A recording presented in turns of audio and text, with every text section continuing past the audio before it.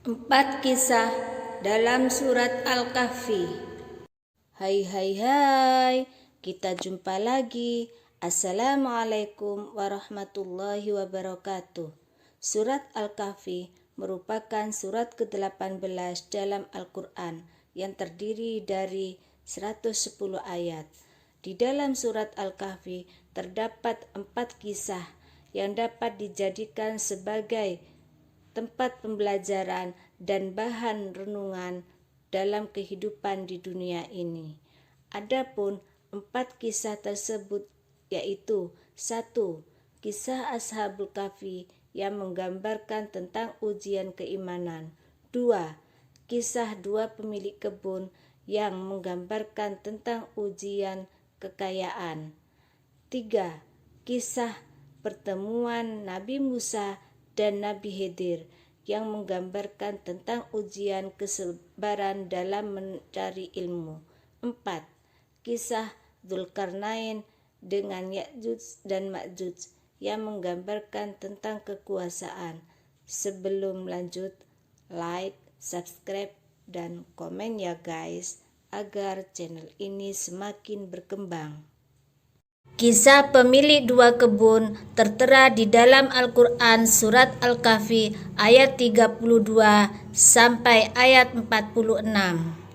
Pemilik 2 kebun, kisah yang menggambarkan ujian kekayaan harta benda dari si kaya dan si miskin. Al-Kisah, di masa lalu terdapat seorang yang kaya raya. Orang itu memiliki 2 kebun anggur yang sangat luas. 2 kebun itu pun dikelilingi pohon-pohon kurma yang sangat rindang. Di antara 2 kebun itu ada ladang yang amat subur. Sungai pun mengalir di celah kedua kebun. Tak pernah pria itu mengalami gagal panen.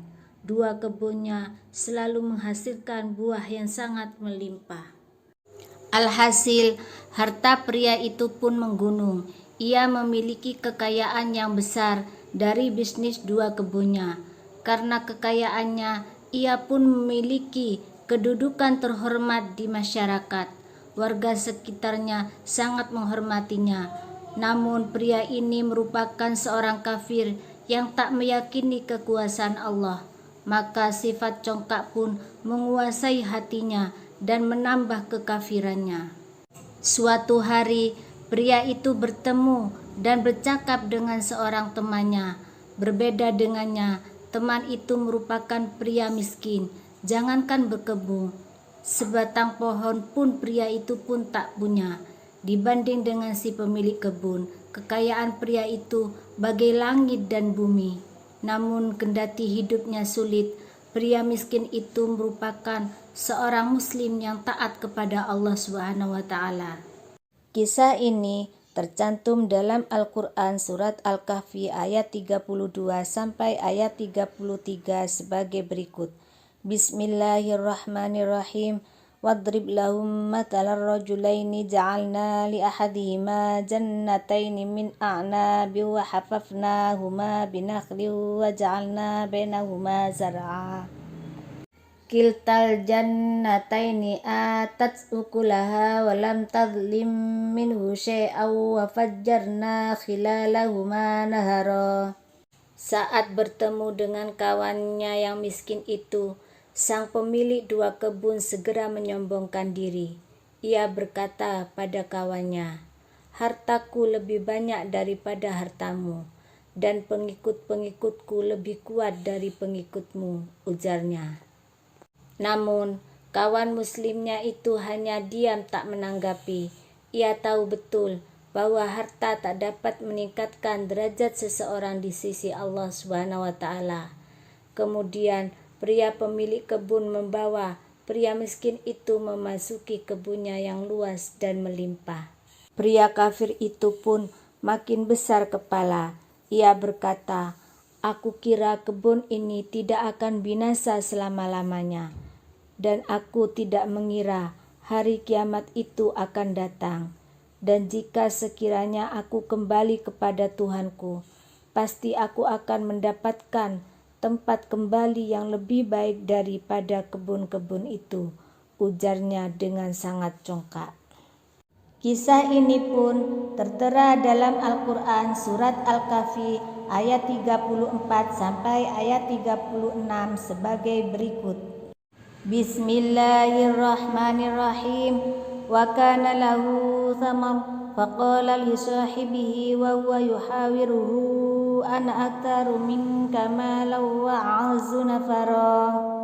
Wa dakhala jannatahu wa huwa zalimun li nafsihi qala ma adunnu an tabida hadhihi abada wa ma adunnu as-sa'ata qa'imatan wa la irruditu ila rabbi la ajidanna khairan minha munqalaba.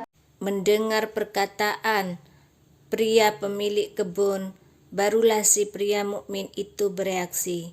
Ia melihat temannya di dalam kekafiran yang nyata dan menzalimi dirinya sendiri. Ia pun berusaha mendakwakan keimanannya, menyelamatkan temannya dari kekafiran. Pria mukmin pun berujar, "Tetapi aku percaya bahwa Dialah Allah Tuhanku, dan aku tidak mempersekutukan seorang pun dengan Tuhanku. Mengapa kamu tidak mengatakan waktu kamu memasuki kebunmu, Masya Allah, la haula wa la quwata illa billah." Sungguh atas kehendak Allah semua ini terjadi. Tiada kekuatan kecuali dengan pertolongan Allah Subhanahu wa ta'ala. Nasihat pria miskin itu terhadap kawannya, si pemilik kebun. Namun, si pemilik dua kebun masih diliputi kesombongan yang amat sangat luar biasa. Hatinya tak melihat kekuasaan Allah di balik kesuksesan bisnis perkebunannya. Ia menyangka semua yang dihasilkan kebunnya adalah jerih payahnya sendiri. Kisah ini pun tertera dalam Al-Quran surat Al-Kahfi ayat 38 sampai ayat 39 sebagai berikut. Bismillahirrahmanirrahim. Lakinnahu wallahu rabbi wa la usyriku bi rabbi ahada. Walaula idh dakhalta jannataka qulta ma sya'allahu la quwwata illa billahi in tarani ana aqalla minka malan wa walada. Maka teman mukminnya itu pun kembali mengingatkan, sekiranya kamu anggap aku lebih sedikit darimu dalam hal harta dan keturunan, maka mudah-mudahan Tuhanku akan memberi kepadaku kebun yang lebih baik daripada kebunmu, dan mudah-mudahan Dia mengirimkan ketentuan petir dari langit kepada kebunmu itu, hingga kebun itu menjadi tanah yang licin atau airnya menjadi surut ke dalam tanah. Maka sekali-kali kamu tidak dapat menemukannya lagi, ujarnya berusaha mengingatkan temannya akan ujian Allah pada harta dan azabnya yang ditimpakan pada orang kafir.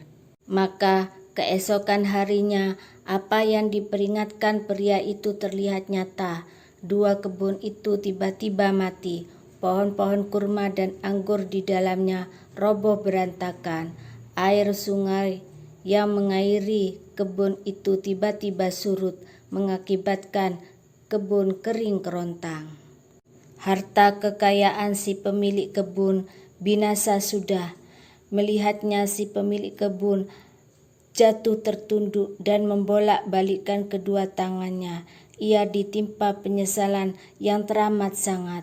Aduhai, kiranya dulu aku tidak mempersekutukan Tuhanku, ujarnya sambil menangis terseduh-seduh. Kisah ini pun tertera dalam Al-Quran surat Al-Kahfi ayat 40 sampai ayat 42. Demikianlah kisah pemilik dua kebun yang diuji oleh Allah Subhanahu wa ta'ala dengan kekayaan harta benda. Dalam kisah pemilik dua kebun ini dapat memberikan pelajaran bagi kita bahwa dengan memiliki kekayaan bukan berarti kita hebat. Justru kita harus bijaksana dan bersyukur atas apa yang kita miliki. Begitu pula apabila kita diuji dengan kesulitan ekonomi, bukan berarti Allah tidak sayang, melainkan kita diuji agar mampu menjadi orang yang sabar.